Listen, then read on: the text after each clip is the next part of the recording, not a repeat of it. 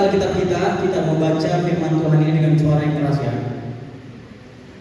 Dalam hitungan yang ketiga, boleh dibaca juga di depan.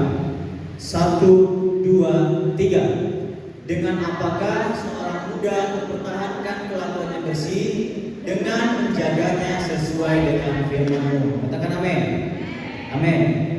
Nah, teman-teman yang terkasih, sama halnya dengan permainan yang sudah kita mainkan tadi.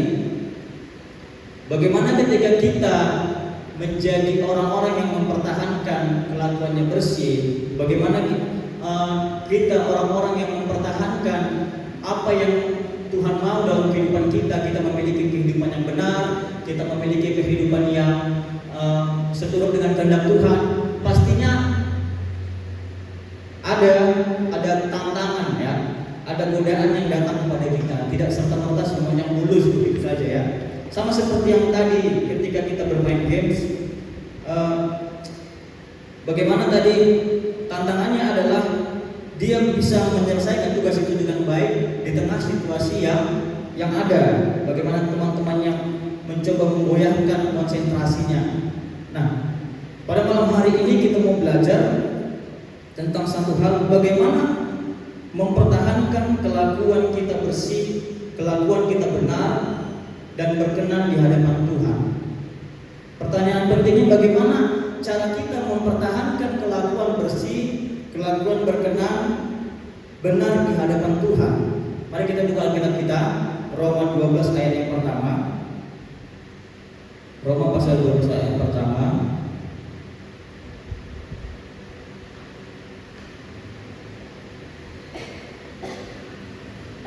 Jika sudah ketemu, katakan amin. Oke. Ya, sama-sama kita baca dengan suara yang keras.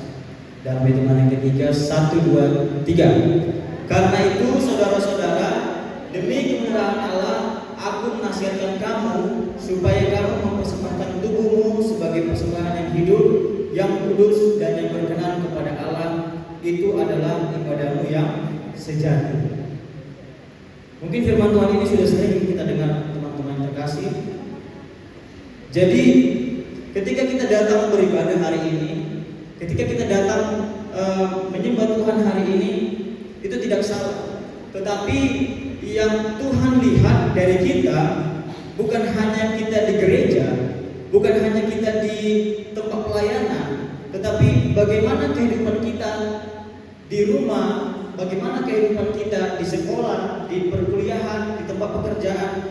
Tuhan juga melihat kehidupan kita tidak hanya di gereja, tapi di tempat-tempat kita berada. Mungkin kita di rumah suka marah-marah, tapi kita di gereja bisa tersenyum.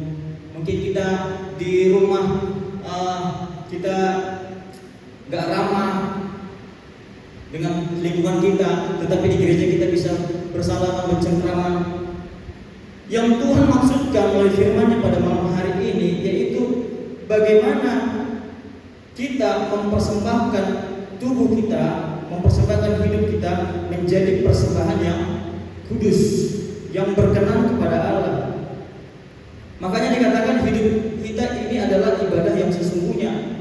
Mau kita di gereja, mau kita di pekerjaan, mau kita di rumah, di lingkungan kita, dimanapun kita berada, Tuhan mengatakan itu adalah tempat ibadah kita yang sesungguhnya. Itu adalah tempat ibadahmu yang sejati. Jangan ketika kita berada di gereja semuanya baik, tetapi ketika kita berada di luar, bagaimana kehidupan kita? Banyak sekali anak muda akhir-akhir ini, dia bisa terlihat baik, tetapi ketika dia berada di lingkungannya, ketika dia berada di sekolahnya, bisa jauh berbeda dengan apa yang dia dilihat di gereja. Nah, teman-teman terkasih, hari ini kita mau sama-sama belajar bagaimana kita mau mempersembahkan, bagaimana kita mempersembahkan hidup kita, tubuh kita menjadi persembahan sejati yang berkenan kepada Tuhan. Saya tahu sebagai anak muda tidak mudah untuk menjaga kelakuan kita bersih. Sebagai anak muda, orang-orang muda tidak mudah menjaga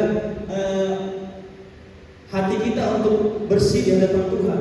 Banyak sekali tantangan godaan yang datang pastinya. Tetapi kita mau belajar, firman Tuhan katakan, hendaklah kamu mempersembahkan hidupmu menjadi persembahan yang berkenan kepada Allah. Kita mau belajar dari salah satu tokoh di Perjanjian Lama, yaitu Sadrak, Mesha, dan Abednego ya. Ini cerita sekolah minggu. Bagaimana ketika mereka disuruh untuk menyembah raja pada saat itu yang memimpin. Bahkan mereka akan diancam, akan dicampakkan ke dapur api, dapur lautan api 7 kali lebih panas dari api yang biasa. Tetapi apa yang mereka lakukan? Bagaimana perjuangan mereka? Mereka tetap mempertahankan kehidupan mereka, prinsip mereka untuk tidak menyembah siapapun selain Tuhan. Tidak menyembah siapapun selain Tuhan. Mungkin kesannya mereka membangkang, mungkin kesannya mereka melawan terhadap pemerintah, terhadap raja pada saat itu. Tetapi apa? Mereka tahu ketika mereka dekat dengan Tuhan bahwa Tuhan akan menolong mereka. Bukti daripada itu mereka mempertahankan imannya untuk tetap hidup bersih di hadapan Tuhan. Jadi teman-teman yang terkasih, apapun yang terjadi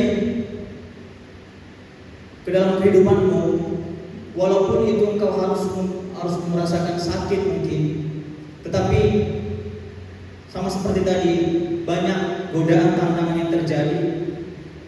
Yang Tuhan mau adalah kita mempersembahkan hidup kita. Kita mempersembahkan tubuh kita sebagai persembahan yang hidup berkenan dan benar di hadapan Tuhan. Itu adalah ibadah kita yang sejati. Siap tidak siap, sama seperti Sadrak, Mesha, dan Abednego, mungkin sangat sulit ya diperhadapkan dengan situasi itu ya. Bagaimana mereka kalau tidak menyembah akan kehilangan nyawa mereka tentunya. Tetapi kita melihat di sini melalui iman mereka ada sesuatu yang terjadi. Mereka tidak terbakar. Bahkan dikatakan sehelai dari rambut mereka saja tidak terbakar. Karena apa? Tuhan menolong mereka melalui imannya. Terus yang kedua, cerita tentang Daniel. Kita tahu juga cerita tentang Daniel, bagaimana Daniel adalah seorang yang mempertahankan imannya. Dia diancam kalau tidak menyembah patung yang didirikan oleh Nebukadnezar, dia akan dicampakkan ke dalam gua singa. Tetapi apa yang dia lakukan? Dia tetap menyembah kepada Tuhan 3 kali sehari menghadap Yerusalem, seperti yang biasa dilakukannya. Jadi bukan ketika Daniel diperhadapkan dengan situasi yang sulit maka dia datang kepada Tuhan, bukan ketika Sadrak, Mesha, Abednego diperhadapkan dengan situasi yang mengancam nyawa mereka baru datang kepada Tuhan. Tidak. Firman Tuhan katakan Daniel datang 3 kali dia berdoa dalam sehari seperti yang biasa dia lakukan. Jadi memang sudah sejak dahulu, sudah sejak lama dia berdoa, mengambil prinsip komitmen kepada Tuhan. Judul firman Tuhan pada malam hari ini yaitu membangun komitmen. Membangun komitmen. Jadi bagaimana Daniel, Sadrak, Mesha, dan Abednego mempunyai komitmen untuk menyembah Tuhan, untuk berdoa kepada Tuhan.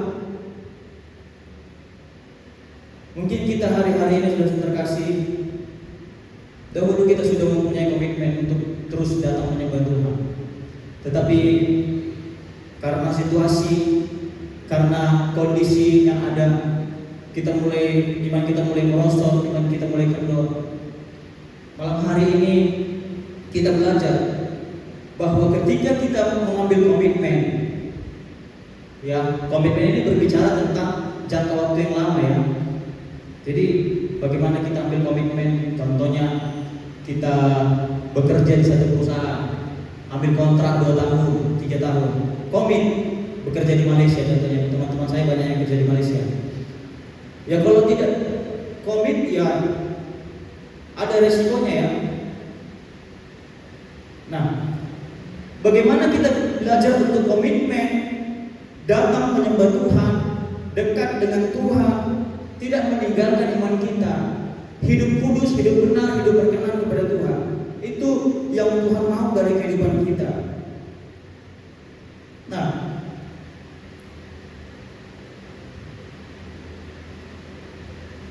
di dalam Amsal 23 ayat 18 dikatakan, boleh ditampilkan Amsal 23 ayat 18.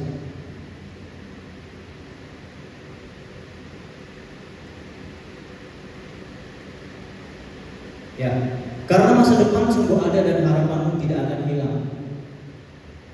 Nah, dengan iman kita, maka masa depan kita dan harapan kita tidak akan hilang. Ketika kita memiliki iman yang penuh kepada Tuhan, maka Tuhan berjanji kepada kita bahwa masa depan kita ada dalam Tuhan, pengharapan kita ada dalam Tuhan.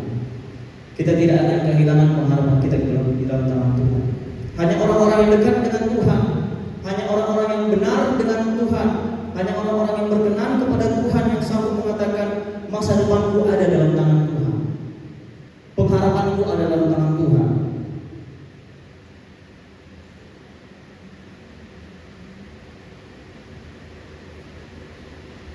Sama seperti saudara-saudara mereka tidak pernah takut apapun yang terjadi. Sekalipun firman Tuhan mengatakan sekalipun Allahku tidak menolong aku, dan ketahuilah aku tidak akan menyembah kepada raja. Mereka tidak pernah mengatakan bahwa Tuhan tidak pernah menggantikan peran Tuhan dalam kehidupan mereka. Tetapi apapun yang terjadi, mereka sudah ambil komit untuk mengikuti Tuhan. Lagu-lagu yang pujian yang sudah kita nyanyikan tadi juga, bagaimana untuk belajar setia, bagaimana kita mengikuti panggilan Tuhan, ya. Tidak suatu kebetulan memang berkenaan dengan firman Tuhan ini, ya. Jadi hari-hari ini teman-teman, kembali lagi, bagaimana kita diingatkan jangan sampai kita jauh dari Tuhan, jangan sampai kita terhilang dari Tuhan. Kadang-kala sering anak-anak muda saat ditegur Tuhan baru punya komitmen. Saat Tuhan kasih dia penyakit contohnya, atau Tuhan gagalkan keinginannya, kemudian dia baru mengambil komitmen untuk mengiring dan melayani Tuhan. Dijauhkan Tuhan mungkin dengan cara kecelakaan contohnya,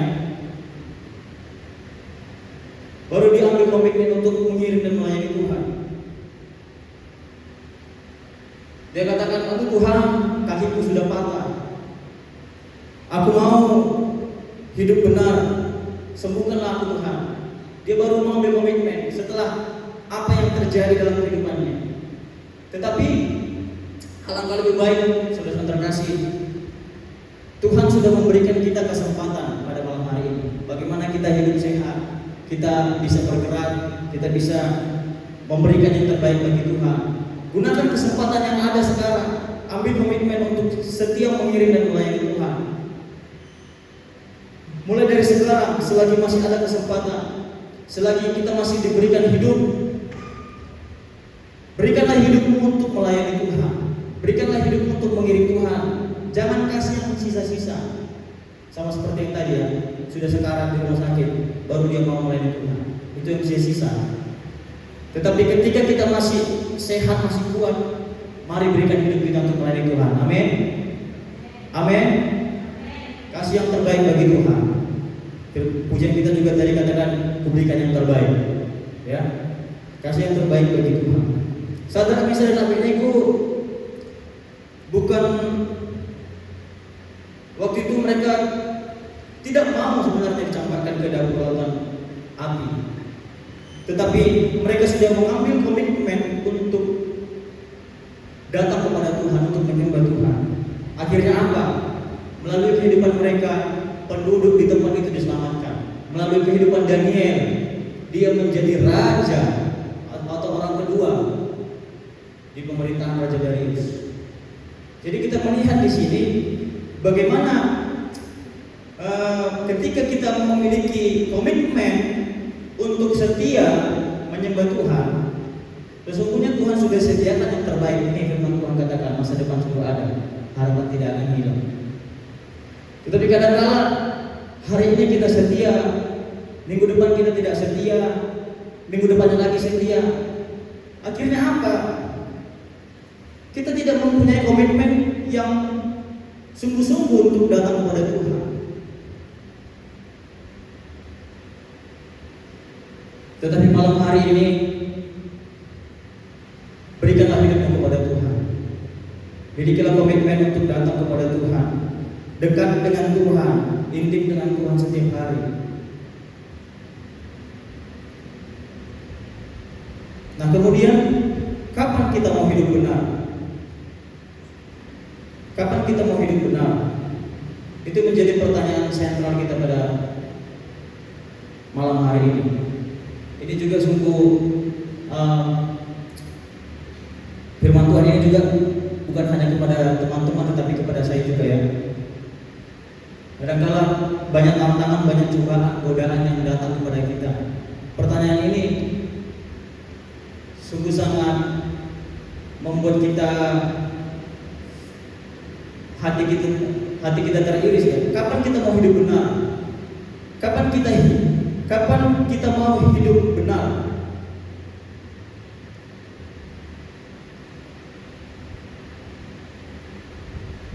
Biarlah kita yang menjawab pribadi lepas pribadi. Di dalam Matius 6 ayat 33 dikatakan, Matius 6 ayat 33, tetapi Matius 6 ayat 33, tetapi carilah dahulu kerajaan Allah dan kebenarannya, maka semuanya itu akan ditambahkan kepadamu. Ketika kita memiliki satu kerinduan kepada Tuhan, Tuhan aku mau seperti ini, Tuhan perkuliahanku mau seperti ini, Tuhan pekerjaanku mau seperti ini, Tuhan kenapa hidupku begini-begini saja, Tuhan kenapa pekerjaanku begini-begini saja. Firman Tuhan katakan, tetapi carilah dahulu kerajaan Allah dan kebenarannya, maka semuanya itu akan ditambahkan kepadamu. Sebagai anak-anak Tuhan, sebagai orang-orang percaya, Tuhan merindukan untuk kita mencari. Tuhan merindukan untuk kita mencari. Tuhan merindukan untuk kita datang kepadanya. Itu yang menjadi tugas kita, menjadi peran kita sebagai orang-orang percaya. Datang kepada Tuhan, dekat dengan Tuhan. Dikatakan janji-janji Tuhan akan digenapi, semuanya akan diberikan kepadamu. Nah, kita sudah melihat bagaimana pengorbanan Yesus di kayu salib, betapa dia setia mengorbankan anaknya yang tunggal, satu-satunya. Mengapa Yesus rela mengorbankan anaknya yang tunggal? Kalau memang dia maha kuasa kan bisa saja dia mengampuni dosa setiap manusia. Tetapi apa? Ketika manusia sudah jatuh dalam dosa, dikatakan firman Tuhan, manusia telah kehilangan kemuliaan Allah dan upah dosa adalah maut. Tetapi melalui pengorbanan Yesus, maka dosa-dosa kita, maka pelanggaran kita itu semuanya dihapuskan. Itu semuanya dibebaskan, lunas dibayar dengan darah Yesus. Yesus telah mengorbankan dirinya sendiri untuk menjadi tebusan atas setiap dosa kita. Hari ini, malam hari ini, firman Tuhan mengajak kita pribadi lepas pribadi tanpa terkecuali di tempat ini. Bagaimana kita boleh menyerahkan kehidupan kita. Tidak lagi waktunya untuk bermain-main, tidak lagi waktunya untuk menunda-nunda waktu. Tapi Malam harinya kita mengambil komitmen bahwa aku mau untuk mengiring dan melayani Tuhan. Aku mau untuk sungguh-sungguh datang kepada Tuhan. Tidak ada lagi alasan kita untuk tidak percaya. Tidak ada lagi alasan kita untuk tidak berserah. Mungkin sebagai anak-anak muda, kadang kita lemah ya. Firman Tuhan juga katakan, roh yang menurut tapi daging lemah. Tetapi Tuhan tidak peduli dengan masa lalumu. Tuhan tidak peduli dengan latar belakangmu. Yang Tuhan mau hari ini bagaimana engkau ambil keputusan untuk di hari-hari yang akan datang. Engkau berlari kepada satu tujuan yang Tuhan sudah nyatakan. Mari pada malam hari ini saudara terkasih, ambil komitmen untuk mengiring dan melayani Tuhan. Ambil komitmen untuk datang kepada Tuhan dengan sungguh-sungguh. Tidak lagi bermain-main, tetapi kita mau sungguh-sungguh untuk datang melayani Tuhan.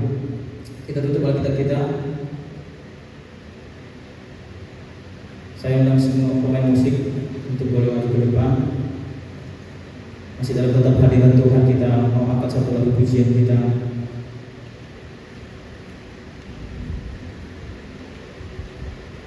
Saya undang semua untuk bangkit berdiri. Bapa, aku datang dan berserah. Ku nyatakan Kau berkuasa. Kau kuatkan aku bertahan. Kau harapan dalam kasih sayang.